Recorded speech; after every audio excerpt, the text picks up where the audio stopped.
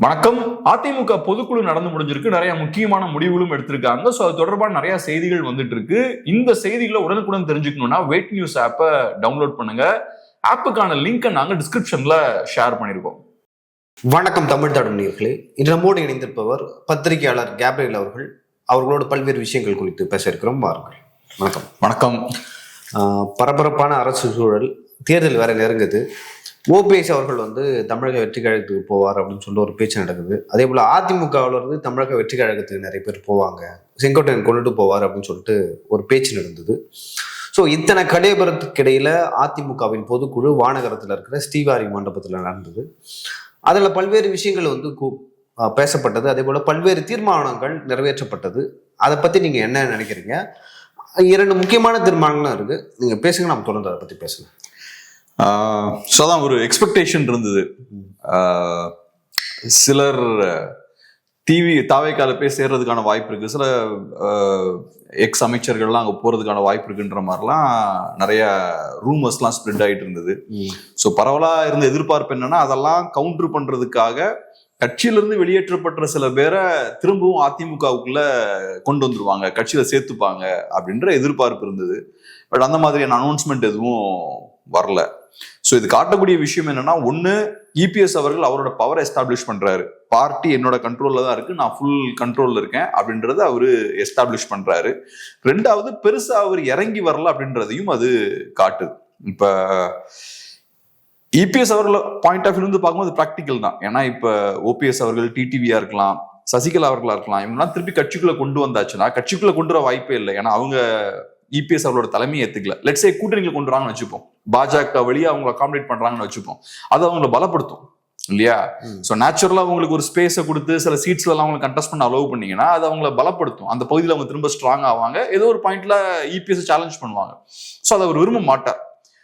But என்னன்னா, சில extreme சூழல்ல வேற வழியே இல்லை, ஜெயிக்கணும்னா இவங்களெல்லாம் உள்ள கொண்டு வந்தாதான் ஜெயிக்க முடியுன்ற இடத்துக்கு இபிஎஸ் தள்ளப்பட்டால் மேபி அந்த இடத்துக்கு இறங்கி வரலாம். ஆனா இப்ப நடக்கிற விஷயங்களை வச்சு பார்க்கும்போது இபிஎஸ் அவர்கள் இறங்கி வர்றதுக்கு தயாரா இல்லை.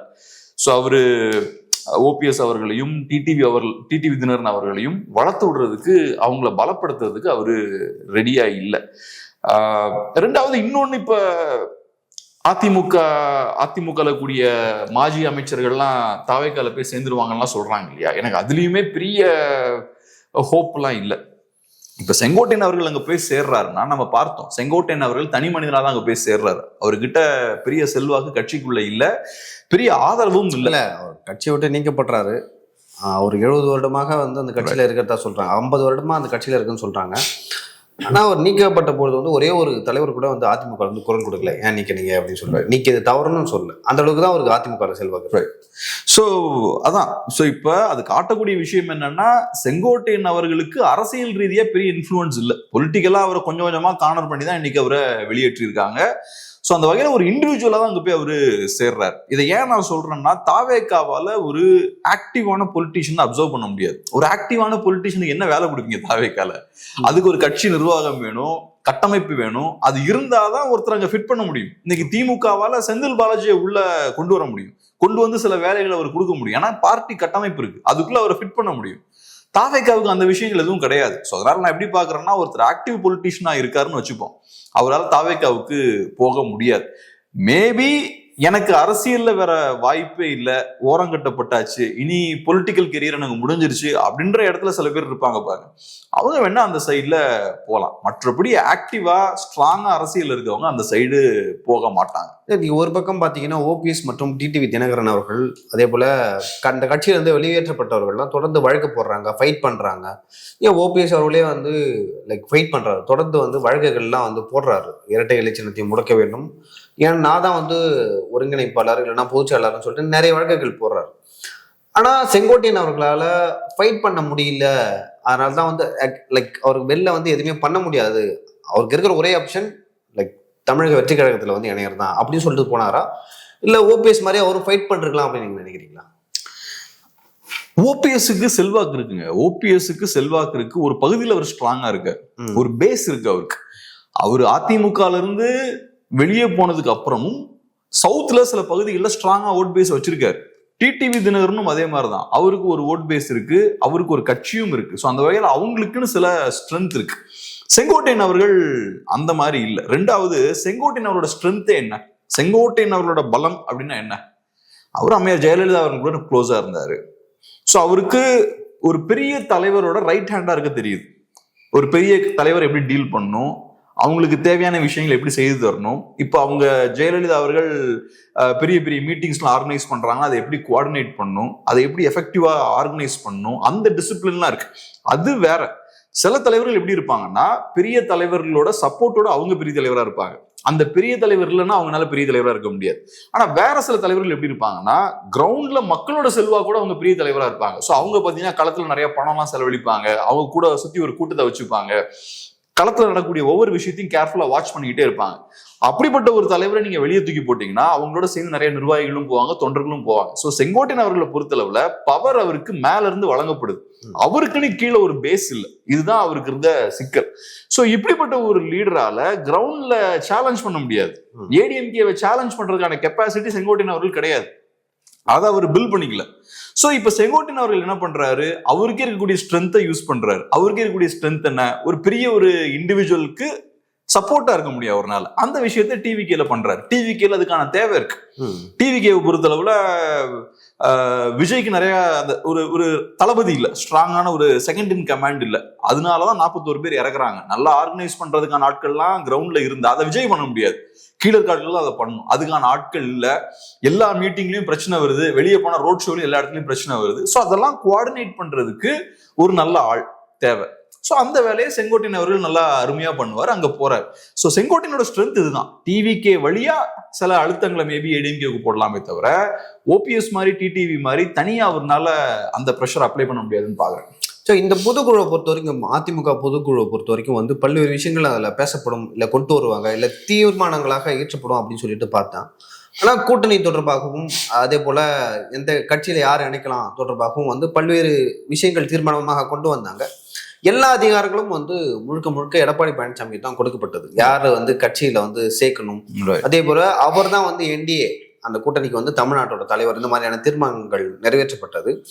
அவரு இன்னொரு நான் தீர்மானம் சொன்னார்ல, யார் வந்து கட்சியில இணைய வேண்டும் இணையக்கூடாது என்ற அதிகாரம் அவர்கிட்ட தான் இருக்குது அப்படின்னு சொல்லிட்டு சொன்னார்ல. ஸோ இதை வைத்து ஏற்கனவே ஒரு டாக் இருக்கு. ஓபிஎஸ் அவர்கள் வந்து இணையலாம் அப்படின்னு சொல்லிட்டு சொன்னாங்க, அவங்க பையன் இணையலாம் அப்படின்னு சொல்லிட்டு சொன்னாங்க. அதே போல சசிகலா அவர்களும் பிரச்சார மன்றத்துல எனக்கு ஒரு பிரச்சனையும் இல்லை அப்படின்னு சொல்லிட்டு எடப்பாடி பழனிசாமி சொன்னதா சொல்லப்படுது. கட்சியில சேர்த்துக்க மாட்டாரு, பட் கட்சி மூலமா வந்து பாஜக மூலமா சீட்டு அவங்களுக்கு கொடுக்கப்படும் சொல்லுது.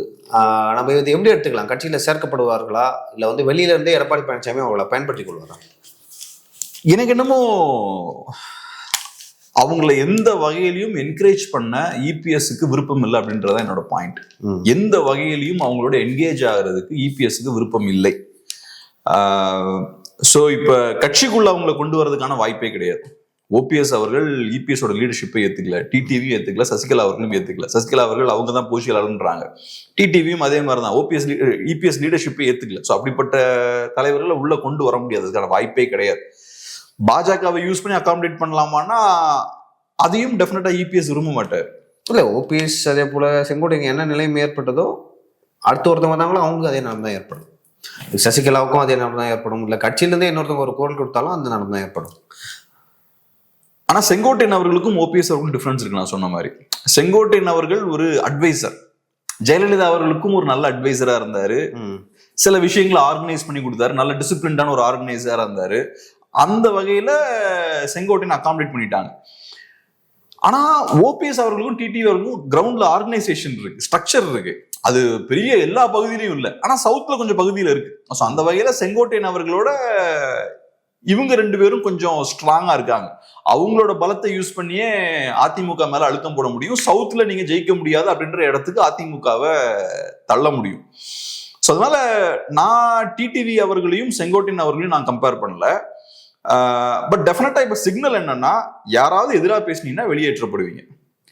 கட்சி ஃபுல்லா என் கண்ட்ரோல்ல இருக்கு. இந்த யாரை சேர்க்கிறது வெளியேற்றுவது இந்த மாதிரியான முடிவெல்லாம் நான் எடுப்பேன். யாராவது சேலஞ்ச் பண்ணீங்கன்னா உங்களை நான் வெளியேற்றிடுவேன். ஸோ நான் எப்படி பாக்குறேன்னா தீர்மானங்கள் பார்க்கும்போது பார்ட்டி என் கண்ட்ரோல்ல தான் இருக்கு, பார்ட்டி என்னோட ஃபுல் அத்தாரிட்டி கீழே இருக்கு அப்படின்றத ப்ரூவ் பண்றாரு. ஸோ 2 வகையான தீர்மானங்கள் பார்க்க முடியுது. ஒன்னு அதிமுக கட்சி சார்ந்த தீர்மானங்கள், யார் வர்றது, யாரை சேர்க்கலாம், இந்த விஷயங்கள் எல்லாம் இபிஎஸ் அவர்கள் தீர்மானிப்பாரு. அதே மாதிரி பாஜக அதிமுக கூட்டணியை ரெகனைஸ் பண்றாங்க, அங்கீகரிக்கிறாங்க, அதுவும் அதிமுக சம்பந்தப்பட்ட தீர்மானம். கூட்டணி குறித்த விஷயங்களையும் இபிஎஸ் தீர்மானிப்பார். இது இந்த மாதிரியான தீர்மானங்கள்லாம் அதிமுக சம்பந்தப்பட்டது. அதுக்கப்புறம் திமுகவை கண்டிச்சு நிறைய தீர்மானங்கள் போடுறாங்க.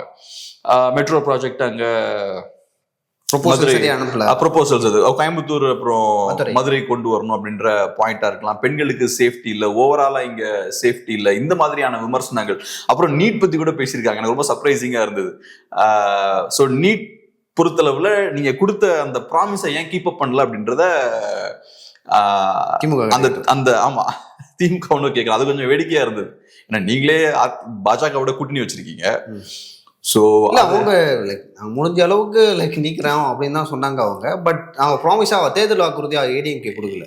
ஏதோ ஒண்ணுங்க, இப்ப நீட் விலக்கு வாங்கணும்னா பாஜகவால தான் அது பண்ண முடியும். நீங்க பாஜகவோட கூட்டணியில இருக்கீங்க, நீட்டை பத்தி நீங்க பேசுனீங்கன்னா வீக் விக்கெட்ல இருக்கீங்க. முடிஞ்ச அளவுக்கு நீட்டை பத்தி நீங்க பேசாம இருக்கிறது நல்லது. அப்கோர்ஸ் அது திமுகவுக்கும் சிக்கல் தான்.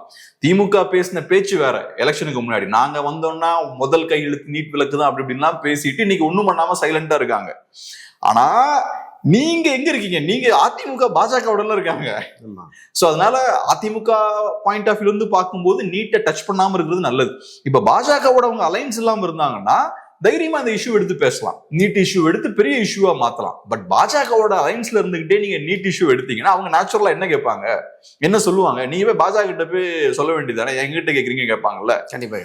சோ அந்த சிக்கல் இருக்கு. பட் இருந்தாலும் அதை அங்க கொண்டு வந்திருக்காங்க. இந்த மாதிரியான தீர்மானங்களையும் நிறைவேற்றிருக்காங்க. சோ ஒரு சைட்ல அதிமுக இன்டர்னல் மேட்டர்ஸ், இன்னொரு சைட்ல திமுகவை கடுமையா கண்டிச்சும் தீர்மானங்கள் போட்டிருக்காங்க.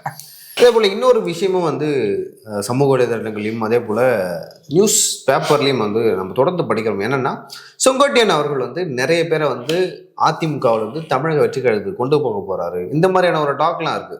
எடுத்துக்காட்டா வைத்தியலிங்கம் ஓபிஎஸ் டீம்ல இருந்தாரு. ஏற்கனவே மனோஜ் பாண்டியன் ஒருத்தர் வந்தார், அவர் திமுகவுக்கு போயிட்டாரு. ஓபிஎஸ் சுற்றி ஒரு 2-3 பேர் தான் இருந்தாங்க. ஒன்று வைத்தியலிங்கம், இன்னொன்று மனோஜ் பாண்டியன். இவங்க 2 பேருமே மனோஜ் பாண்டியன் திமுகவுக்கு போயிட்டாரு. அடுத்து வைத்தியலிங்கம் தமிழக வெற்றி கழகத்துக்கு போக போறதா சொல்றாங்க. நீங்க எப்படி பாக்குறீங்க? எனக்கு என்னமோ பெரிய லீடர்ஸ்லாம் அங்க போவாங்கன்னு எனக்கு தோணல. இங்க என்ன நடக்குதுன்னா ஒரு விதமான ஒரு மீடியா நரேட்டிவை பில்ட் பண்ணிட்டு இருக்காங்க. திமுக பாத்தீங்கன்னா ரெகுலரா அதிமுக கூடிய தலைவர்களை ஒருத்தங்களையா உள்ள கொண்டு வந்தாங்க இல்லையா? ஒரு அதிமுக தலைவரை உள்ள கொண்டு வந்தாச்சுன்னா அடுத்தது அது நியூஸா மாறும், அதை வச்சு டிஸ்கஷன் போய்கிட்டே இருக்கும். சோ இப்ப ஒரு அதிமுக தலைவரை திமுகக்குள்ள கொண்டு வருவதால திமுகவுக்கு என்ன லாபம், அதிமுகவுக்கு என்ன நஷ்டம், அதெல்லாம் தாண்டி உள்ள கொண்டு வந்து அது நியூஸ் ஆகும். அந்த நியூஸ் மக்களுக்கு என்ன செய்தியை கொண்டு போய் சேர்க்கும்? அதிமுக பலவீனமா இருக்கு, கட்சியை விட்டு எல்லாரும் வெளில போறாங்க அப்படின்ற ஒரு இமேஜை கிரியேட் பண்ணும். அதை செய்ய முயற்சி பண்றாங்க. டிவிகேவும் அப்படிதான் பாக்குறேன். செங்கோட்டையன் அவர்கள் அதிமுக விட்டு வெளியே போனதால பெரிய இழப்பு கிடையாது. நான் ஏற்கனவே சொன்னது போல அவர் ஒரு தனி மனிதராக தான் வெளியே போறாரு. கட்சிக்குள்ள ஒன்றும் பெரிய பாதிப்பு ஏற்படல.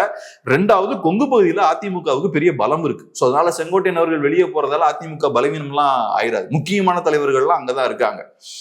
சோ அப்ப இந்த மாதிரியான விஷயங்கள் ரெகுலரா பண்ணும்போது என்ன ஆகும்னா அதிமுக பலவீனமா இருக்கு அப்படின்ற ஒரு தோற்றம் ஏற்படும். இது யாருக்கு லாபம்னா டிவிகேவுக்கு லாபம். சோ விஜய் அவர்களும் பேசும்போது பார்த்தோம்னா அதிமுக பலவீனமா இருக்குன்றத அந்த பாயிண்ட மென்ஷன் பண்ணிக்கிட்டே இருக்காரு. அவரோட ரோட் ஷோஸ்ல எல்லாம் அதை ஒரு முக்கியமான ஒரு விஷயமா வச்சுக்கிறாரு. ஒண்ணு அதிமுக பலவீனமா இருக்கு, 2வது அதிமுக செய்யற வேலையை நாங்க பண்ணுவோம், நாங்க திமுகவை எதிர்ப்போம், நாங்க எம்ஜிஆரை கொண்டாடுவோம், ஈவன் நாங்க ஜெயலலிதா அவர்களை கூட ஓரளவுக்கு ஏத்துப்போம். சோ இப்படிலாம் சொல்லும் போது என்ன ஆகும்? நாங்க திமுகவையும் எதிர்க்கிறோம், அதிமுக செய்யற வேலையை நாங்க செய்யறோம். அப்ப அது சொல்ற மெசேஜ் என்ன? அதிமுக காரங்க எங்களுக்கு ஓட்டு போடுங்கன்னு சொல்றாரு விஜய் இல்ல? அதுதான் அவங்களோட பாலிடிக்ஸா இருக்கு. சோ அதோட ஒரு பார்ட் தான் இது. அதிமுக ஆட்களான நீங்க வரிசையா கொண்டு வந்தீங்கன்னா அதனால அதிமுக ஒரு நஷ்டமும் கிடையாது, டிவிகேவுக்கும் ஒரு லாபமும் கிடையாது. ஆனா இதை வச்சு ஒரு நரேட்டிவ் பில்ட் பண்ணலாம். ஒவ்வொருத்தவங்களும் இப்படி வரும்போது டிவில டிவைட் பண்ணிக்கிட்டே இருப்பாங்க. அதிமுகவில் இருந்து வெளியேறிய இவர் டிவிகேவில் சேர்ந்தார், அதிமுக காரர் ஒருத்தர் டிஎம்கேவில் சேர்ந்தார், இப்படி சொல்லி சொல்லி சொல்லி டிவில நீங்க டிபேட் பண்ணிட்டே இருக்கலாம். அது ஏடிஎம்கேவுக்கு வீக்கான ஒரு இமேஜை கிரியேட் பண்ணும். இது ஒரு போலியான நரேட்டிவ் தான். நான் என்னமோ பெரிய ஏடிஎம்கே வீக்கான மாதிரிலாம் பார்க்கல. இது ஒரு செயற்கையான ஒரு நரேட்டிவ் தான். பட் இது ஒரு ஸ்ட்ராட்டஜியா பண்றாங்க. ஏடிஎம்கேவை வீக்கா ப்ரொஜெக்ட் பண்றதுக்காக வரிசையா திமுகவும் சரி டிவிகேவும் சரி அங்க இருக்கிற ஆட்களை உள்ள கொண்டு வராங்க. பட் பார்ட்டி வைஸ் பார்த்தோம்னா இது எந்த வகையிலையும் ஏடிஎம்கேவை பெரிய லெவல்ல பலவீனப்படுத்தாது. ரெண்டாவது, ஆக்டிவான பொலிட்டிஷியன்ஸ் யாரும் இங்க இருந்து டிவிகேவுக்கு போக மாட்டாங்க. டிவிகேவுக்கு ஒருத்தர் போறாருனாலே அவரோட ரிட்டையர்மெண்ட் நோக்கி தான் அவர் போயிட்டு இருக்காருன்னு அர்த்தம். ஒரு செமி ரிட்டையர்மெண்ட் நம்ம பார்க்கலாம். ஏன்னா டிவிகேல நீங்க ஆக்டிவ் பொலிட்டிஷியனா இருக்க முடியாது, யாரும் இல்ல. டிவிகேல செகண்ட் லெவல் லீடர்ஸ் ஆக்டிவ் பொலிட்டிஷியன்ஸா இல்ல. சோ நீ ஆக்டிவ் பொலிட்டிஷியனா ஆர்கனைசரா இருக்க முடியாது. சோ அந்த வகையில டிவிகேவுக்கு ஒரு பொலிட்டிஷியன், ஒரு முக்கியமான ஒரு பொலிட்டிஷியன் டிவிகேவுக்கு போறாருன்னா அவரோட ஒரு செமி ரிட்டையர்மெண்ட் தான் இது. சோ அந்த இடத்துக்கு ஒருத்தர் போறாருனாலே அவருக்கு வேற ஆப்ஷன்ஸ் இல்லைன்னு அர்த்தம். பெருசா அவருக்கு ஆப்ஷன்ஸ் இல்ல, ஓரங்கட்டப்பட்டிருக்காரு. சோ வழி இல்லாம அங்க போறாருன்னா நம்ம பார்க்கணும். அதனால அது பெரிய விஷயமா பார்க்கல. பட் இது ஒரு கான்சியஸான ஒரு ஸ்ட்ராட்டஜியை அதை கையில் எடுக்கிறாங்க. ஏடிஎம்கேவை வீக்கா ப்ரொஜெக்ட் பண்ணும், அதுக்காக இந்த விஷயத்தை கையில் எடுக்கிறாங்க. சரிங்க சார். அடுத்ததான கேள்வி என்னன்னா, விஜய் அவர்கள் வந்து விக்கிரவாண்டி மாநாடு போட்டாரு, அது பெரிய ஹைப் இருந்துச்சு, தமிழகமே அதை பத்தி பேசியது. மதுரை மாநாடு வந்து அதை பற்றியும் பேசிய மிகப்பெரிய அளவில் இருந்தது. தமிழகம் இந்திய அளவுல வந்து அது பேசப்பட்டது. அடுத்ததாக வந்து தொடர்ந்து தேர்தல் பிரச்சாரங்கள்ல ஈடுபட்டாரு விஜய் அவர்கள், பெரிய ஹைப் இருந்துச்சு. இப்ப பாண்டிச்சேரி போய் பேசினாரு சமீபத்துல. இந்த பாண்டிச்சேரி பொதுக்கூட்டத்துல பேசும்பொழுது லைக் ஒன்று வந்து ஆளும் கட்சியாக இருக்கிற அவங்க ரங்கசாமி அவர்களையும் வந்து லைக் தாக்கி பேசல, அங்கே இருக்கிற பிஜேபி கூட்டணி கட்சியை பற்றியும் பேசல, அங்கேயும் போய் திமுகவை பேசினாங்க. இன்னொரு விஷயம், முன்னாடி இருந்த ஹைப் வந்து இப்போ விஜய் அவர்களுக்கு இல்லை அப்படின்னு சொல்லிட்டு சொல்லப்படுது. நீங்கள் எப்படி பார்க்குறீங்க? அந்த ஹைப் குறைஞ்சிருச்சா விஜய் அவர்களுக்கு? வர வர ஹைப் இருக்கு, ஆனால் நெகட்டிவான ஹைப்பா இருக்கு. துப்பாக்கி ஒருத்தர் வந்தாரு, அப்புறம் எல்லாம் எகிரி குறிச்சு உள்ள போனாங்க. அப்புறம் அதுக்கு முன்னாடி பாத்தீங்கன்னா இன்னொரு ஹைப் வந்தது, போலீஸ்காரங்களை போய் கடிச்சிட்டாங்க. இந்த மாதிரியான நெகட்டிவ் ஹைப் நிறைய இருக்கு. நீங்க நல்லா கவனிச்சீங்கன்னா விஜய் முதல் மாநாடு போடுறாருல, அதுக்கு பெரிய எதிர்பார்ப்பு இருந்தது. அதுக்கு ஏன் பெரிய எதிர்பார்ப்பு இருந்ததுன்னா, விஜயோட அரசியல் என்ன, விஜய் என்ன ஸ்டாண்ட் எடுக்க போறாரு, யார எதிரியா பிக்ஸ் பண்ண போறாரு, யார நண்பரா பிக்ஸ் பண்ண போறாருன்ற நிறைய கேள்விகள் இருந்தது. அந்த கேள்விகளுக்கான பதில் அந்த மாநாட்டு வழியா வரும் அப்படின்ற எதிர்பார்ப்பு இருந்தது. அதுக்கப்புறம் பாத்தீங்கன்னா செகண்ட் மாநாடா இருக்கலாம், ரோட் ஷோவா இருக்கலாம், அது எல்லாத்துலயுமே பெரிய ஹைப் இல்லை. அவர் பேசின விஷயங்கள் எதுவுமே நியூஸ் ஆகல. இப்ப நேத்து பாண்டிச்சேரியில பேசுறாரு, அதுல ஏதாவது அவர் பேசின இஷ்யூ ஏதாவது நியூஸ் ஆயிருக்கா? நியூஸ் ஆகல. விமர்சனங்கள் நிறைய வருது. விஜய் இந்த மாதிரி ஒன்றிய அரசுன்றாரு, ஆனா திமுக விமர்சிக்கும் போது திமுகன்றாரு, பாஜக பேரை யூஸ் பண்ண மாட்டேங்கிறாரு. இந்த வகையில தான் அவருக்கு பப்ளிசிட்டி கிடைக்குதே தவிர முக்கியமான ஒரு இஷ்யூவை டச் பண்ணிருக்காரு. இது கரெக்டான ஸ்டாண்டா தப்பான ஸ்டாண்டா? விஜயோட ஸ்டாண்டை ஏதாவது விவாதிச்சாங்களா? ஃபர்ஸ்ட் மாநாட்டுல அது நடந்தது. அவர் தமிழ் தேசியமும் திராவிடமும் சொல்றாரு, அது கரெக்டா? அப்படி ஒரு ஸ்டாண்ட் இருக்கலாமா? அவர் பெரியார சேர்த்துக்கிறாரு, சோ அப்போ ஒரு திராவிட கட்சியா? விஜய் என்ன டைரக்ஷன்ல போறாரு? அப்படியே அரசியல் சார்ந்த நிறைய விவாதங்கள் ஃபர்ஸ்ட் மாநாட்டுக்கு அப்புறம் வந்தது. செகண்ட் மாநாட்டுல இருந்தே பாத்தீங்கன்னா ரோட் ஷோவும் சரி, எல்லாமே சரி, பொலிட்டிக்கலா எந்த டிபேட்டையுமே அவங்க கிளப்பல. அது காரணம் விஜய் கிட்ட அரசியலே இல்ல. சோ அவர் வந்து என்ன சொல்றது, அரசியல் இல்லையா, இல்ல அரசியல் வந்து வேண்டுமென்றே பண்ணக்கூடாதுன்னு தவிர்க்கிறாரா விஜய் அவர்கள்? ஏன்னா பரந்தூருக்கு போனாரு, பரந்தூருக்கு போன பிறகு வந்து இந்த மாதிரி இஷ்யூ பேஸ்டான சில பொலிட்டிக்கல் ஆக்டிவிட்டியை கிரவுண்ட் லெவலில் அவர் பண்ணியிருக்க முடியும், பண்ணலாம். அவர் நினைச்சா அவர் பண்ணாலும் இரண்டாம் கட்ட தலைவர்கள் வந்து பண்ணியிருக்கலாம். அப்படி அவரும் பண்ணலை, இரண்டாம் கட்ட தலைவர்களும் பண்ணலை. ஸோ மீடியாவில் பேசுகிறாங்க. அதே போல் சில இடங்கள்ல ரேராக எங்கேயாவது இந்த ஆர்ப்பாட்டம் அந்த மாதிரியான விஷயங்கள் வைக்கிறாங்க. அதை தவிர்த்துட்டு இந்த மாதிரி பொலிட்டிக்கல் ஆக்டிவிட்டியே கிரவுண்ட் லெவலில் பண்ணக்கூடாதுன்னு சொல்ல தவிர்க்கிறாங்களா தமிழக வெற்றி கழகம்? இப்போ ஒன்று என்னன்னா இல்லையோ, ஒரு பார்ட்டி கரெக்டாக ஃபங்க்ஷன் ஆகணும்னா அந்த பார்ட்டிக்கு ஒரு ஸ்ட்ரக்சர் இருக்கணும். இப்ப நீங்க சொன்ன மாதிரி கிரவுண்ட் லெவல்ல இறங்கி நான் பொலிட்டிக்ஸ் பண்ணணும்னா ஒரு கமாண்ட் ஸ்ட்ரக்சர் இருக்கணும் இல்லையா? கமாண்ட் ஸ்ட்ரக்சர் இல்லாம என்னால கிரவுண்ட்ல இறங்கி போராட முடியாது, ஆர்கனைஸ் பண்ண முடியாது. ஒரு தலைவர் மேல இருக்காரு, கன்னியாகுமரி மாவட்டத்துல ஒரு பிரச்சனை, அப்ப ஒரு கமாண்ட் ஸ்ட்ரக்சர் இருக்கணும். மேல இருந்து ஒரு உத்தரவு வரணும், கன்னியாகுமரியில ஒரு லீடர்ஷிப் இருக்கணும், அங்க ஒரு கமாண்ட் போகணும், அதுக்கப்புறம் அங்க ஒரு ஆர்கனைசேஷன் இருக்கும், அவங்க குயிக்கா ஒரு கூட்டத்தை கூட்டி நம்ம என்ன பண்ணலாம்னு முடிவு எடுப்பாங்க, அதுக்கப்புறம் களத்துல இறங்கி ஒர்க் பண்ணுவாங்க. இந்த கமாண்ட் ஸ்ட்ரக்சர் ப்ராப்பரான ஒரு பார்ட்டிக்கு இருக்கும். இந்த கட்சிக்கு இல்ல. விஜயகாந்தோட பார்ட்டிக்கெல்லாம் இருந்தது. அவங்க நிறைய இஷ்யூஸை கையில் எடுத்தாங்க, எடுக்கலன்றதெல்லாம் செகண்டரி. ஆக்டிவான பார்ட்டியா இல்ல, கொள்கை கோட்பாடு சரியா இல்ல, இஷ்யூஸ்லாம் செகண்டரி. ஆனா நான் சொன்ன இந்த பார்ட்டி ஹைரார்கி, பார்ட்டி மெக்கானிசம் அவங்களுக்கு இருந்தது. அந்த பார்ட்டி ஏதாவது ஒன்று செய்யணும்னு நினைச்சா அது செய்யும். இந்த கட்சி டிஃப்ரெண்டான கட்சி, எம்என்எம் மாதிரி இந்த கட்சி நான் எப்படி பார்ப்பேன்னா, ஷெல் கம்பெனிம்பாங்கல்ல, பிசினஸ்ல ஷெல் கம்பெனிம்பாங்க, கம்பெனி மாதிரி இருக்கும். கள்ளப்பணத்தை நல்ல பணமா மாத்துறதுக்கு அந்த கம்பெனிகளை யூஸ் அவ்வளவு டீப்பா நம்ம போனோம், அது கரெக்ட். பட் நான் எப்படி சொல்ல வரேன், பார்த்தா கம்பெனி மாதிரி தான் இருக்கும். நீ ஆன் பேப்பர் பாத்தீங்கன்னா ஒர்த்து பாத்தீங்கன்னா சில பல கோடிகள்னு இருக்கும், கம்பெனி அழகான ஒரு பேர் இருக்கும், இதெல்லாம் இருக்கும், ஆபீஸ் அட்ரஸ் இருக்கும். ஆனா நீங்க போய் பாத்தீங்கன்னா ஆபீஸும் இருக்காது, ஒன்னும் இருக்காது, அது ஒரு சும்மா டம்மியா இருக்கும். இது ஏறக்குறைய ஒரு ஷெல் பார்ட்டி தான். பார்க்க பார்ட்டி ஒண்ணு இருக்கு, ஆன் பேப்பர் பார்த்தா பார்ட்டி இருக்கு, கூட்டம் கூடுது, எல்லாம் கூடுது. ஆனா உள்ளுக்குள்ள போய் பாத்தீங்கன்னா பார்ட்டி ஸ்ட்ரக்சர்ன்றதே இந்த கட்சிக்கு எதுவுமே கிடையாது. சோ இதை நான் ஏன் சொல்றேன்னா, இது ஒரு டெம்பரரி திருவிழா மாதிரி தான். இந்த எலெக்ஷனை ஃபோக்கஸ் பண்ணி தான் அவங்க இதை பண்றாங்க. இது அவங்களுக்கு என்ன அஜெண்டாலாம் நம்ம பேச வேண்டாம். பட் நான் இருக்கிற யதார்த்தத்தை நான் சொல்றேன். இது ஒரு ஷெல் பார்ட்டி தான். இந்த பார்ட்டியால ஒரு எலெக்ஷன் இல்லாட்டி 2 எலெக்ஷன் ஓட்ஸை பிரிக்க முடியும். சோ அவங்க விரும்புறதும் அதுதான். ஒரு ஆர்கனைசேஷன் பில் பண்ணி போராட்டம் நடத்தி அதெல்லாம் அவங்க விரும்பல. எலெக்ஷன்ல கண்டெஸ்ட் பண்ணும், ஓட்டை உடைக்கணும், அவ்வளவுதான். நிஜமாவே நீங்க சொன்ன மாதிரி இஷ்யூ பேஸ்டா கொண்டு போகணும்னு நினைச்சாங்கன்னா இப்படிப்பட்ட ஒரு பார்ட்டியை அவங்க கட்ட மாட்டாங்க. ப்ராப்பரான ஒரு பார்ட்டியை கட்டுவாங்க. நீங்க இப்படிப்பட்ட ஒரு பார்ட்டியை தூக்கிக்கிட்டு போராட்ட காலத்துக்குலாம் போனீங்கன்னா கரூர்ல நடந்த மாதிரி சம்பவம் நடக்கும்.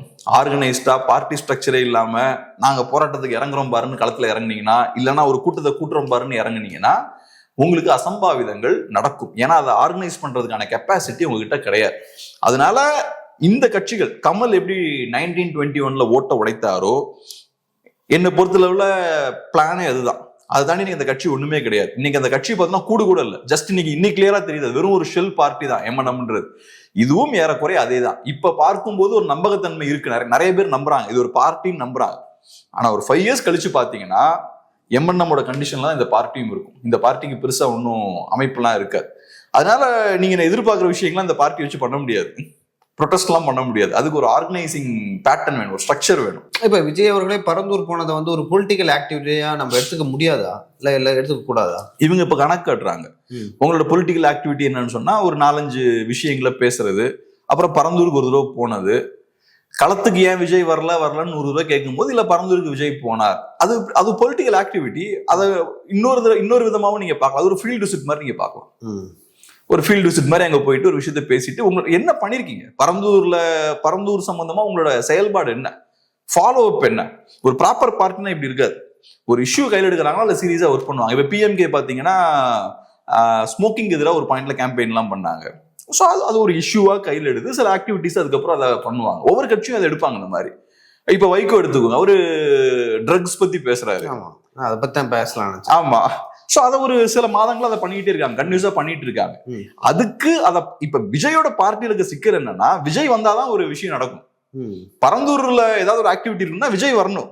விஜய் போனதுக்கு அப்புறம் அங்க எதுவுமே இருக்காது. பரந்தூர்ல ஆர்கனைசேஷனும் கிடையாது. அதனாலதான் கரூர்ல 41 பேர் இறந்தாலும் டிவிகேவால எந்த மாவட்டத்திலையும் தன்னிச்சையா எதுவுமே செய்ய முடியல. நார்மலான ஒரு கட்சினா என்ன பண்ணுவாங்க, ஏதோ ஒரு இரங்கல் தெரிவிப்பாங்க, போஸ்ட் ஒட்டுவாங்க, ஏதோ ஒண்ணு பண்ணுவாங்க. இந்த கட்சியால எதுவுமே பண்ண முடியல. அதுக்கான காரணம் என்னன்னா, இந்த கட்சிக்கு ஸ்ட்ரக்சரே கிடையாது, கீழே யாரும் கிடையாது. சும்மா பேருக்கு நீங்க நிறைய பேரோட பேரை டிக் பண்ணி வச்சிருக்கீங்க, ஆனா ஃபங்க்ஷனலான பார்ட்டி கிடையாது இது. அதுதான் இந்த கட்சிக்கு இருக்கிற சிக்கல். இது அது ஒரு பக்கம் இருந்தாலும் திமுக கூட்டணியில வந்து பல்வேறு பிரச்சனைகள் போயிட்டு இருக்கிறதா சொல்றாங்க. ஒரு பக்கம் வந்து பிரவீன் சக்கரவர்த்தி விஜய் போய் பாக்குறாரு, இன்னொரு பக்கம் செல்வ பெருந்தகை நாங்கள் இந்தியா கூட்டணி தான் இருக்கிறோம்னு சொல்றாரு. அதே திமுக கூட்டணியில இருக்கிற வைகோ அவர்கள் வந்து போதையில் பஞ்சாபாக மாறும் தமிழ்நாடு அப்படின்னு சொல்றாரு. ஸோ எப்படி பாக்குறீங்க, திமுக கூட்டணியில வந்து ஏதாவது கலையப்புறங்கள் யாராவது உடச்சிக்கிட்டு வெளில வருவாங்களா, இல்ல காங்கிரஸே வெளில வருமா? அதான் இப்ப இந்த மாதிரி இஷ்யூஸ்லாம் எடுக்கிறாங்கனாலே ரைட்டு. அதுவும் 4 வருஷமா பேசாம எலெக்ஷனுக்கு முன்னாடி இஷ்யூஸை கையில் எடுக்கிறாங்கனாலே உள்ளுக்குள்ள ஏதோ குழப்பம் இருக்கு, ஏதோ எதிர்பார்ப்பு இருக்கு.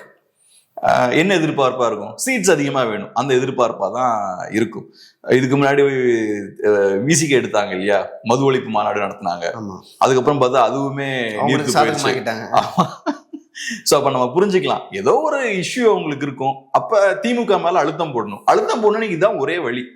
நார்மலா இப்ப அதிமுக ஒரு சைட்ல ஸ்ட்ராங்கா இருக்காங்க, திமுக இன்னொரு சைட்ல ஸ்ட்ராங்கா இருக்காங்க. அப்ப எப்படி அழுத்தம் போடுவாங்க? எங்களுக்கு நீங்க சீட் கொடுக்கலாம், நாங்க திமுக கிட்ட போயிருவோம். திமுக சீட் கொடுக்கலாம், அதிமுக கிட்ட போயிருவோம். ஒரு ஆப்ஷன் இருந்தது. இன்னைக்கு என்ன ஆயிடுச்சு, பாஜகவோட அதிமுக சேர்ந்தாச்சு. அப்ப என்ன ஆகுதுன்னா, இப்ப ஆப்ஷன்ஸ் வந்து கம்மியாயிருச்சு. இப்ப காங்கிரஸ் எங்க போவாங்க? எங்கேயும் போக முடியாது, இங்கதான் இருந்தாலும். அப்ப திமுக மேல நீங்க எப்படி அழுத்தம் போடலாம்? டிவிக்கே வச்சுதான் அழுத்தம் போட முடியும். நாங்க டிவிக்கோட பேச்சுவார்த்தை நடத்துற மாதிரி நாங்க நடத்துவோம், போய் மீட் பண்ணுவோம். அவரு அந்த பிரவீன் சக்கரவர்த்திட்ட கேட்டா இப்ப அவரு இல்ல, நாங்க சும்மா கேஷுவலான ஒரு மீட் தான், இப்ப அரசியல் தான் பேசணும் அவசியம் இல்ல, சினிமா ஃபுட் எல்லாம் பத்தி கூட பேசலாம். சோ நாங்க கேஷுவலா போனோம். ஆனா இப்படி அங்க போய் விஜயை சந்திச்சாலே ஒரு டேமேஜ் ஏற்படும் தெரியும் அவருக்கு, தெரியாமலாம் கிடையாது. சோ தெரிஞ்சுதான் பண்றாரு. சோ இது ஒரு விதமான ஒரு அழுத்தம், திமுக மேல ஒரு அழுத்தம் போடுறாங்க. அதே மாதிரி வைகோ அவர்களும் பார்த்தோம்னா இப்ப இஷ்யூஸ் எடுக்கிறாரு. ட்ரக்ஸோட புழக்கம் அதிகமா இருக்குன்றாரு. ஸ்கூல் காலேஜஸ்ல எல்லாம் ட்ரக்ஸ் யூஸ் பண்றாங்க. ஏற்கனவே ஒரு சில நாட்களுக்கு முன்னாடி அதை பார்த்தேன். வைகோ அவர்கள் இதுக்கு முன்னாடியும் பேசியிருக்காரு அதை பத்தி. சோ இப்ப பேச ஆரம்பிச்சிருக்காங்க, தமிழ்நாட்டுல ட்ரக்ஸ் இருக்கு அப்படின்ற விஷயத்தெல்லாம் இப்ப பேச ஆரம்பிக்கிறாங்க எலெக்ஷன் கிட்ட வரும்போது. சோ அதனால இதை நீங்க ட்ரக்ஸ் சம்பந்தப்பட்ட விஷயமாவோ மக்கள் சம்பந்தப்பட்ட விஷயமாவோ இதை நம்ம பார்க்க முடியாது. அவங்களுக்கு சில சிக்கல்கள் இருக்கு. இப்ப சீட்ஸ் வேணும், எலெக்ஷனை கண்டெஸ்ட் பண்ணணும், டிமாண்ட் வைக்கிறாங்களா? ஆமா, நமக்கு தெரியல உள்ள என்ன வைக்கிறாங்கன்னு தெரியல. பட் நிஜமாவே நீங்க மக்கள் மேல அக்கறை உள்ளவர்களா இருந்தா நீங்க இந்த 4 வருஷம் ஆக்டிவா இருந்திருக்கணும்ல. இந்த 4 வருஷம் இந்த கட்சிகள் என்ன பண்ணாங்க? 4 வருஷம் ஒண்ணும் பண்ணல. அப்புறம் நீங்க மது ஒழிப்பு மாநாடுலாம் நடத்துறீங்கனாலே அது வந்து அதெல்லாம் யாருமே நம்ப மாட்டாங்க. இப்ப அதுக்கு எதிராக நீங்க என்னெல்லாம் பண்ணிருக்கீங்க ஸ்டார்டிங்ல இருந்து, நிஜமாவே அதுல உங்களுக்கு அக்கறை இருந்தா நீங்க கூட்டணிக்கே போக கூடாது. அதுதான் உங்களோட பிரைமரி அஜெண்டாவா இருந்தா நீங்க எப்படி கூட்டணி வைக்க முடியும் திமுகவோட? சோ இங்கேயும் அதே மாதிரிதான். இவங்களுக்கு ஒன்னும் பெரிய மக்கள் அக்கறையெல்லாம் இருந்திருந்தா டே 1ல இருந்து நீங்க அழுத்தம் போட்டிருப்பீங்க. இன்னைக்கு உங்களுக்கு தெரியுது நம்ம கட்சிகள்லாம் ஒண்ணு இவங்களுக்கு ஆப்ஷன் இல்லை, பாஜக அங்க பேசுறதுனால ஒன்னும் ஆப்ஷன் இல்லை. 2வது இவங்க எல்லாம் வீக் ஆயிட்டாங்க. 3வது திமுக இந்த கட்சிகள் எல்லாம் ஸ்லோவா பலவீனப்படுத்திக்கிட்டே இருக்காங்க, கபலீகரம் பண்ண ஆரம்பிக்கிறாங்க ஸ்லோவா. இன்னைக்கு பாருங்க, காங்கிரஸ் பார்ட்டியில இருக்கக்கூடிய ஒரு கோஷ்டிக்கு கோவம் வருது. அது நியூஸ் பேப்பர், அன்னைக்கு நான் மகாபிரபு பேசிட்டு இருந்தேன், நியூஸ் பேப்பர்ல ஒரு நியூஸ் வருது, இந்த மாதிரி திமுக ஆதரவு காங்கிரஸ் கோஷ்டி வந்து பிரவீன் சக்கரவர்த்திக்கு எதிராக குரல் கொடுக்குறாங்க அப்படின்னு போடு. திமுக ஆதரவு கோஷ்டி எப்படி காங்கிரஸ் பார்ட்டிக்குள்ள இருக்கலாம்? காங்கிரஸுக்குள்ள ஒரு 4 ஃபேக்ஷன் இருக்கலாம், அது எனக்கு புரிஞ்சுக்க முடியுது. ஒவ்வொரு தலைவர்கள் ஒவ்வொரு கோஷ்டி இருப்பாங்க. திமுக ஆதரவு கோஷ்டி எப்படி காங்கிரஸுக்குள்ள இருக்கலாம்? இருக்க முடியாது. அதிமுக ஆதரவு கோஷ்டி வந்து திமுக இருக்குமா? திமுக ஆதரவு கோஷ்டி அதிமுக இருக்குமா? சோ இந்த கண்டிஷன்ல இருக்கு. நான் சொல்ற விஷயம் என்னன்னா, திமுகவுக்கு இந்த கூட்டணி கட்சிகளுக்குள்ள நல்ல இன்ஃபுளுன்ஸ் இருக்கு. அவங்க கூட்டணி கட்சிகளை ஒண்ணு பலவீனப்படுத்திட்டாங்க. இல்ல நம்ம இது இப்ப எடுத்துக்கலாமா? இப்ப நிறைய மாநிலங்கள்ல பாத்தீங்கன்னா பாஜக ஒரு கட்சியோட கூட்டணி வைக்கும், கூட்டணி வச்சு அந்த கட்சி வந்து கொஞ்சம் நல்லா வந்து காணாம போகும். அதே போல அந்த கட்சியை அழிச்சிடுவாங்க, பலவீனப்படுத்திடுவாங்க. ஒரு கட்டத்துல அந்த கட்சியோட தலைவருக்கு, கட்சியோட தலைவருக்கோ 1 இல்ல 2 சீட்டு கொடுத்து உட்கார வைப்பாங்க. அதே நிலைமை திமுக கூட்டணி கட்சிகளுக்கு ஏற்பட்டுள்ளதா நீங்க நினைக்கிறீங்க? ஏறக்குறைய அதே விஷயம் தான் நடந்திருக்கு. ஒரே டிஃபரன்ஸ் என்னன்னா, பாஜக அடிச்சு காலி பண்ணுவாங்க. ஏதோ ஒரு பாயிண்ட்ல சிவசேனாவெல்லாம் டீல் பண்ணாங்க பாருங்க, டஃபா டீல் பண்ணுவாங்க, அடிச்சு கட்சி இல்லாம பண்ணிடுன்ற மாதிரி ரஃபா டீல் பண்ணுவாங்க. ஆனா திமுக அப்படி டீல் பண்ணல, வீக் ஆக்கிட்டே இருக்காங்க. ஆனா அந்த கட்சி இருக்குன்ற தோற்றத்தையும் ஏற்படுத்திக்கிறாங்க, மேனேஜ் பண்றாங்க, அதை மெயின்டைன் பண்றாங்க. ஏன் அந்த தோற்றத்தை மெயின்டைன் பண்றாங்கன்னா, அந்த தோற்றம் திமுகவுக்கு தேவை. கட்சியை வீக் ஆக்கிடணும், ஆனா அந்த கட்சி இருக்கு அப்படின்ற தோற்றத்தை மெயின்டைன் பண்றாங்க. இதனால என்ன லாபம்னா, கட்சி பலவீனப்பட்டு ஆனா அந்த கட்சியோட தோற்றம் அப்படி மெயின்டைன் ஆச்சுன்னா முன்னாடி மாதிரி கேள்வி கேட்க மாட்டாங்க, ஆனா கட்சியும் இருக்கும். சோ கூட்டணி ஸ்ட்ராங்கா இருக்கிற மாதிரி இந்த இமேஜ் மெயின்டைன் பண்ணலாம். இப்ப அந்த கட்சிகள் வீக் ஆகி அப்படியே கபலீகரம் பண்ணிடலாம்னு வச்சுக்கோமே, அப்போ உங்க கூட்டணிக்குள்ள அது பிரச்சனைகள் கிரியேட் பண்ணும். கூட்டணிக்குள்ள பிரச்சனை கிரியேட் பண்ணும். 2வது, உங்க கூட்டணி ஸ்ட்ராங்கா இருக்குன்னு மக்கள் எப்ப பாப்பாங்கன்னா, அந்த கட்சிகள், கூட்டணி கட்சிகளும் ஸ்ட்ராங்கா இருக்குன்னு பார்த்தாதான் உங்க கூட்டணியை ஸ்ட்ராங்கா பார்ப்பாங்க. சோ அதனால அந்த இமேஜை மெயின்டைன் பண்றாங்க. கம்யூனிஸ்டுகளா அவங்களுக்கு ஒரு சில சீட்ஸை கொடுத்துருவோம், பிசிகேவா அவங்களுக்கு ஒரு சீட்ஸை கொடுத்துருவோம். அந்த சீட்ஸ்ல எல்லாம் பெருசா கை வைக்கல. ஏன் கை வைக்கலன்னா, கை வச்சீங்கன்னா அந்த கூட்டணி கட்சிகள் எல்லாம் வீக்கா இருக்கிற மாதிரி தெரியும். அது கூட்டணிக்கு நல்லது கிடையாது. ஆனா கூட்டணி நீங்க பலவீனப்படுத்திட்டீங்கன்னா கூட்டணி கட்சிகளை அவங்களுக்கு கேள்வி கேட்க மாட்டாங்க. நீங்க கொடுக்குற சீட்டை வாங்கிட்டு போயிடுவாங்க, அவங்களுக்கு பிரச்சனையே பண்ண மாட்டாங்க. இன்னைக்கு அந்த இடத்துக்கு தான் அவங்களை தள்ளிட்டாங்க. இந்த என்ன சொல்றது, ஒரு மாதிரி இந்த பல் புடுங்கின பாம்பு மாதிரி வச்சிருக்காங்க. இவங்க பார்த்தா நல்லா ஸ்ட்ராங்கா இருக்கிற மாதிரி இருக்கும், சீட்ஸ் எல்லாம் எப்பவும் மாதிரி வாங்கிட்டு இருப்பாங்க. ஆனா இவங்கனால திமுக எதிர்த்து எதுவுமே பண்ண முடியாது. அடுத்த கேள்விக்குள்ள போறதுக்கு முன்னாடி, அதிமுகவோட பொதுக்குழு இப்ப நடந்து முடிஞ்சிருக்கு, நிறைய முக்கியமான முடிவுகளும் எடுத்திருக்காங்க. இந்த செய்திகளை உடனுக்குடன் தெரிஞ்சுக்கணும்னா வெயிட் நியூஸ் ஆப்பை டவுன்லோட் பண்ணுங்க. ஆப்புக்கான லிங்க் டிஸ்கிரிப்ஷன்ல ஷேர் பண்ணிருக்கோம். இல்ல இப்போ வந்து திமுக, பிசிக ஒரு பக்கம் இருக்கு, காங்கிரஸ் ஒரு பக்கம் இருக்கு, கம்யூனிஸ்டுகள் ஒரு பக்கம் இருந்தாலும், சோ அந்த கட்சிகள் எதற்காக ஆரம்பிக்கப்பட்டதோ அந்த கோர் அரசியலே அவங்களால பண்ண முடியல அப்படின்னு சொல்லிட்டு ஒரு விஷயம் இருக்கு. அது ஓட்டா கன்வெர்ட் ஆகாது இல்ல. இப்ப அதுதான் சிக்கலே. இப்ப நீங்க செய்ய வேண்டிய வேலை நீங்க செய்யலன்னா ஆட்டோமேட்டிக்கா மக்கள் என்ன பண்ணுவாங்க? இப்ப தொழிலாளர்களுக்கு ஏத்த வேலையை நீங்க பண்ணணும், தொழிலாளர்களோட நலனை காக்கணும், அதுதான் கம்யூனிஸ்டோட வேலை. அந்த வேலையை அரசு ஊழியர்களுக்கு வந்து என்ன கேட்கறாங்களோ அதை பண்ணி கொடுக்கணும். பிரச்சனை இருக்கு, அரசு ஊழியர்களுக்கு நிறைய பிரச்சனை இன்னைக்கு இருக்கு. இவங்க என்ன பண்றாங்க? ஒன்னும் பண்ணல, பெருசா கவர்மெண்ட்டுக்கு எதிராக எதுவும் பெருசா பண்ணல. அப்ப அரசு ஊழியர்கள் என்ன பண்ணுவாங்க? தொழிலாளர்கள் என்ன பண்ணுவாங்க? ரைட், இவங்களை நம்பி பிரோஜனம் இல்லைன்னு வெளியே போக ஆரம்பிச்சிடுவாங்க. சோ நீங்க திமுகவோட ரொம்ப க்ளோஸா இருக்கிறது யாருக்கு நஷ்டம்? கம்யூனிஸ்ட் பார்ட்டிஸ்க்கு தான் நஷ்டம். அதனாலதான் அவங்க ஸ்லோவா வீக் ஆயிட்டு. நம்ம சொன்னோம்ல, இவங்க எல்லாம் கூட்டணி கட்சிகளா வீக் ஆயிட்டு இருக்காங்கன்னு. அது இதனாலதான். அதே மாதிரி காங்கிரஸ் பார்ட்டி திமுகவோட ரொம்ப க்ளோஸா இருந்தாங்கன்னா என்ன ஆகும்? காங்கிரஸ் பார்ட்டியும் திமுகவும் நேர் எதிரான கட்சிகள் ரெண்டும். இல்ல, காங்கிரஸை எதிர்த்து ஆரம்பிக்கப்பட்ட கட்சி தான் திமுக. நேர் எதிரான காங்கிரஸும் அதே போல கம்யூனிஸ்டுகளும் எதிரெதிர் துருவங்களாக இருந்துச்சு. சோ இப்ப நீங்க ரெண்டு பேரும் சேர்ந்துட்டீங்கன்னா வழி இல்லாம சேர்ந்துட்டீங்க, ரைட்டு. பாஜக பாசிசம் எல்லாம் ரைட்டு. குறைந்தபட்சம் உங்களோட இருப்பை தக்க வச்சுக்கிறதுக்கு நீங்க ஒண்ணு அழுத்தமாவது பொண்ணும் இல்ல. அது எதுவுமே பண்ணாம நீங்க ஜூனியர் பார்ட்னரா மாறிட்டீங்கன்னா நேச்சுரலா உங்க கட்சியில் இருக்கக்கூடிய நிஜமான காங்கிரஸ்காரங்களுக்கு கோபம் வரதான் செய்யும். பிசிகே அதே மாதிரிதான். ஒடுக்கப்பட்ட மக்களோட வாய்ஸா இருக்கணும். இன்னைக்கு நீங்க அப்படி இருக்கீங்களா? ஒடுக்கப்பட்ட மக்களுக்கு எதிரான வன்முறை சம்பவங்கள் அதிகமாயிட்டே இருக்கு. அப்ப நீங்க என்ன பண்ணணும்? நேத்தை விட இன்னைக்கு வீரியமா போராட்டங்கள் நடத்தணும். நேத்து 4 போராட்டம் பண்றீங்கன்னா நீங்க 40 போராட்டம் பண்ணணும். ஆனா நீங்க என்ன பண்றீங்க? நேத்தை விட கம்மியா பண்றீங்க. திமுகவுக்கு எந்த அழுத்தமுமே போட மாட்டேங்கிறீங்க. சோ அப்ப நேச்சுரலா மக்களுக்கு உங்க மேல நம்பிக்கை போகும். சோ நீங்க திமுகவோட க்ளோஸா இருக்கிறதால உங்களோட ஆக்சுவல் சப்போர்ட்டை நீங்க இழந்துட்டு இருக்கீங்க. ஆனா போக போக என்ன ஆயிருது? திமுக விட்டு வெளியே உங்களுக்கு வர முடியாது. தனியா நீங்க என்ன பண்ணுவீங்க? இப்ப நீங்க சப்போர்ட்டையும் இழந்தாச்சு, உங்களுக்கு பலமும் இல்ல. இப்ப தனியா வந்து நீங்க நிக்கவும் முடியாது இல்ல. அப்ப நீங்க யாரை நம்பி இருக்கீங்க? இப்ப முழுசா திமுகவை நம்பி இருக்கீங்க. திமுக உங்களை விட்டு வச்சிருக்காங்க. ஆமா, எப்ப காலி பண்ணுவாங்க. அவங்க ஸ்பேஸ் அவங்க கொடுத்து வச்சிருக்காங்க. இவங்க முழுசா காலி பண்ண வேண்டாம், ஒரு கட்சி மாதிரி இருந்துட்டு போட்டுன்னு விட்டு வச்சிருக்காங்க. ஏன் விட்டு வச்சிருக்காங்கன்னா, அலையன்ஸ்னு வரும்போது இந்த கட்சிகளும் ஸ்ட்ராங்கா தான் இருக்காங்க, நாங்க எல்லாம் சேர்ந்து ஸ்ட்ராங்கா தான் இருக்கோன்ற தோற்றத்தை ஏற்படுத்துவதற்காக வச்சிருக்காங்க. ஆனா திமுக நினைச்சாங்கன்னா நீங்க சொன்ன மாதிரி அவங்கள டஃபாவும் டீல் பண்ணலாம். சோ அந்த சிக்கல் இருக்கு. அதனால இந்த சிறிய கட்சிகள் பார்த்தோம்னா ரொம்ப பலவீனப்பட்டு போயிருக்காங்க. இது வந்து ஒரு சைக்கிளா நம்ம பார்க்கலாம். ஒரு காலகட்டத்துல அதிமுக திமுக தான் இருந்தாங்க, மெயினான திராவிட கட்சிகள் அவங்க தான் இருந்தாங்க. அதுக்கப்புறம் நிறைய சிறிய கட்சிகள் உருவாகுறாங்க. எம்டிஎம்கேவா இருக்கலாம், டிஎம்டிகேவா இருக்கலாம், இவங்கெல்லாம் புதுசா உருவாகுறாங்க. ஆமா, அது ஒரு விதமான ஒரு கோல்டன் பீரியட். திராவிடத்துக்கு அது ஒரு கோல்டன் பீரியட். ஏன்னா திராவிடம் எக்ஸ்பேண்ட் ஆகுது. இன்னைக்கு பார்த்தோம்னா சிறிய கட்சிகள்லாம் காணாம போகுது. கோர்னா திராவிடத்தோட கோர் யாரு? DMK. Second layer ADMK. Third layer இந்த சின்ன சின்ன கட்சிகள், கம்யூனிஸ்டுகள், காங்கிரஸ். அப்கோர்ஸ் திராவிட கட்சி கிடையாது கம்யூனிஸ்ட் காங்கிரஸ் எல்லாம். பட் இன்னைக்கு ஏறக்குறைய திராவிட கட்சிகளா மாறிட்டாங்க அவங்க. இப்ப என்ன ஆகுதுன்னா இந்த கோர் பார்ட்டி ஓரளவுக்கு நிக்குது. ஏடிஎம்கே கொஞ்சம் வீக்கா இருக்காங்க. சிறிய கட்சிகள் காணாம போய்கிட்டே இருக்காங்க. சோ அந்த சிஸ்டமே பார்த்தோம்னா இப்ப சுருங்கிட்டு இருக்கு. சோ இது ஒரு சைக்கிளா நம்ம பார்க்கலாம். ஒரு பாயிண்ட்ல சிறிய கட்சிகள் நல்லா ஏறி வந்தாங்க. இன்னைக்கு அவங்களோட வீழ்ச்சி காலகட்டம் நம்ம பார்க்கலாம். குறிப்பா நேஷனல் பார்ட்டிஸ் இப்ப பவர்ஃபுல் ஆகிறாங்க. நேஷனல் பார்ட்டிஸ் நான் சொல்றது பிஜேபி. காங்கிரஸும் அப்படி எடுத்துக்கலாம். நம்ம காங்கிரஸ் பவர்ஃபுல் ஆகிற மாதிரி நான் பார்க்கலாம். ஆகிறான்னு நினைக்கிறீங்களா? லைக் தனிச்சு போட்டிட்டா லைக் அந்த மாதிரியான திமுகவுக்கு வந்து ஒரு ஒரு விதமான எப்படி சொல்றது, சரி எப்பொழுதுமே வந்து அந்த சிறுபான்மையாக்கள் வந்து காங்கிரஸ் தான் வந்து திமுக வருது. ஓகேவா? அதை வந்து டிமாண்ட் பண்ணலாம். லைக் என்ன ஆகும்னா, நீங்க சொன்னது கரெக்ட். காங்கிரஸ் பார்ட்டிக்கு அந்த ஸ்ட்ரென்த் இருக்கு. இன்னைக்கு கூட்டணியில கூடிய எல்லா கட்சிகளை விட திமுகவும் காங்கிரஸ் தான் அவசியம். காங்கிரஸ் தான் அதிக பர்சன்டேஜ்ல ஓட் பேங்க் இருக்கு அவங்களுக்கு. Vote bank right, vote bank ஒண்ணு இருக்கு. அதையும் தாண்டி இன்னொரு முக்கியமான விஷயம் என்னன்னா, திமுகவுடைய அரசியலே பாஜக எதிர்ப்பு தான். மக்கள் ஏன் திமுகவை நம்புறாங்க? ஏன்னா காங்கிரஸ் கூட இருக்காங்க.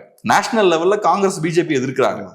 இப்ப காங்கிரஸ் மட்டும் தனியா வந்துட்டாங்கன்னா வந்து ஒரு ஸ்டேட்மெண்ட் திமுக எதிராக சொன்னாங்கன்னா அது மைனாரிட்டிஸ் திமுக நம்ப மாட்டாங்க. செக்குலர் ஓட்டு வந்து உங்களுக்கு போவாது. ஆமா, மைனாரிட்டிஸ் திமுகவை நம்ப மாட்டாங்க. ரைட்டு பாஜகவோட சேர்ந்து ஒர்க் பண்றாங்கன்னு நினைச்சிருவாங்க. காங்கிரஸை கழட்டி விட்டா மக்கள் அந்த முடிவுக்கு தான் வருவாங்க. ரைட்டு பாஜக கிட்ட போறாங்கன்னு நினைச்சிருவாங்க. சோ அதனால காங்கிரஸ் முக்கியமான ஒரு காயின் தான். ஆனா என்ன சிக்கல்னா, ஒரு கட்சி காங்கிரஸ் பார்ட்டிக்கு என்ன 150 இயர்ஸ் வயசு இருக்குமா? பழைய கட்சி இருக்கும், ரொம்ப பழைய கட்சி. வயசாக லியோ உங்களே எடுத்துக்கோங்க. ஒரு 10 இயர்ஸ்க்கு முன்னாடி நீங்க எடுத்த ரிஸ்க இன்னைக்கு எடுக்க மாட்டீங்க. இன்னைக்கு எடுக்கிற ரிஸ்க 10 இயர்ஸ் கழிச்சு எடுக்க மாட்டீங்க. எனக்கும் பொருந்தும், இந்த வீடியோ பாக்குற எல்லாருக்குமே பொருந்தும். வயசாக இந்த ரிஸ்க் டேக்கிங் எபிலிட்டி வந்து கம்மியாயிட்டே இருக்கும். ரிஸ்க் எடுக்கும் போது வரக்கூடிய பாதிப்புகள் இருக்கும்ல, அதை ஃபேஸ் பண்ண நம்ம தயாரா இருக்க மாட்டோம். இது இன்ஸ்டிடியூஷன்ஸுக்கும் பொருந்தும். ஒரு கட்சி புதுசா இருக்கும்போது ஒரு growth ஃபேஸ்ல இருக்கும்ல, அப்ப நிறைய ரிஸ்க் எடுப்பாங்க. ஆனா ஒன்ஸ் growth ஃபேஸை தாண்டி அதிகாரத்தை கைப்பற்றினதுக்கு அப்புறம் அந்த ரிஸ்க் டேக்கிங் எபிலிட்டி எல்லாம் கம்மியாக ஆரம்பிச்சிடும். இந்த நேட்டாஸ்மாங்கல்ல, இந்த வயசான பொலிட்டிஷியன்ஸ் எல்லாம் அங்க உட்கார ஆரம்பிச்சிருவாங்க. வீழ்ச்சி காலகட்டத்திலேயே அதே மாதிரிதான். காங்கிரஸ் வந்து இப்ப ஸ்லோ டெத், அப்படியே ஸ்லோவா இவ்வளவு நாள் தாக்கு பிடிச்சதே பெரிய விஷயம். காங்கிரஸ் இல்ல 2024 தேர்தலில் 100 சீட் வாங்கி பெரிய விஷயம். கரெக்ட். ஆமா, இவ்வளவு நாள் தாக்கு பிடிச்சதே பெரிய விஷயம். 24 நல்லா பெர்ஃபார்ம் பண்ணதும் பெரிய விஷயம். ஆனா உண்மை என்னன்னா, ஓவராலா நீங்க பார்த்தீங்கன்னா காங்கிரஸ் பார்ட்டி ஸ்லோவா வீழ்ந்துகிட்டு தான் இருக்கு. அப்படியே ஸ்லோவா டிட்டூரேட் ஆகிட்டு போயிட்டு இருக்கு. இந்த இடத்துல இந்த பழைய ஆட்கள்லாம் சேர்ந்து பெரிய ரிஸ்க் எடுப்பாங்கன்னு எதிர்பார்க்க முடியாது. அவங்க என்ன எதிர்பார்ப்பாங்கன்னா, திமுக வந்தாச்சுன்னா சொலையா ஒரு 40 சீட்ஸ் அவங்க டெலிவர் பண்ணுவாங்க, அது போதும். அதை தாண்டி கட்சியை வளர்க்கணுன்ற ரிஸ்க் எல்லாம் வேண்டாம். ஏன்னா அவங்க பவர் ட்ரிவன் பார்ட்டி காங்கிரஸ். எங்களுக்கு சீட்ஸ் வேணும், பெருசுங்களோட எதிர்பார்ப்பு அதான் இருக்கும். கட்சியை பில் பண்ணும், இங்க ஒரு புரட்சி பண்ண எதிர்பார்ப்பாங்க. அப்படிலாம் இருக்க மாட்டாங்க. அவங்க அதிகாரத்தை ருசித்து பழகினவர்கள், அதிகாரத்தோட க்ளோஸா இருக்குன்னு நினைக்கிறவங்க, அதிகாரத்தை யூஸ் பண்ணி நம்ம எப்படி கொஞ்சம் அதிகாரத்தை வாங்கலாம் தான் நினைப்பாங்க. சோ அதை தாண்டி நீங்க நினைக்கிற மாதிரியான விஷயங்கள் பண்ண மாட்டாங்க. அவங்க கிட்ட ஒரு லெவரேஜ் இருக்கு பாருங்க. அதாவது மைனாரிட்டி ஓட்ஸ் வேணும்னா காங்கிரஸ் தேவைன்ற லெவரேஜ் இருக்கு பாருங்க. அதை யூஸ் பண்ணி எப்படி பவரா கன்வெர்ட் பண்ணலாம் தான் பார்ப்பாங்க. அதை யூஸ் பண்ணி அரசு இந்த அலைன்ஸை உடைக்க அவங்க பார்க்க மாட்டாங்க. அந்த ரிஸ்க் எடுக்கிற கெப்பாசிட்டி காங்கிரஸ் கிடையாது இன்னைக்கு. சரிங்க சார், இது வரைக்கும் உங்ககிட்ட நிறைய கேள்விகள் கேட்டேன். எல்லா கேள்விக்கும் ரொம்ப தெளிவாக பதில் சொன்னீங்க. ரொம்ப நன்றி. ரொம்ப நன்றி.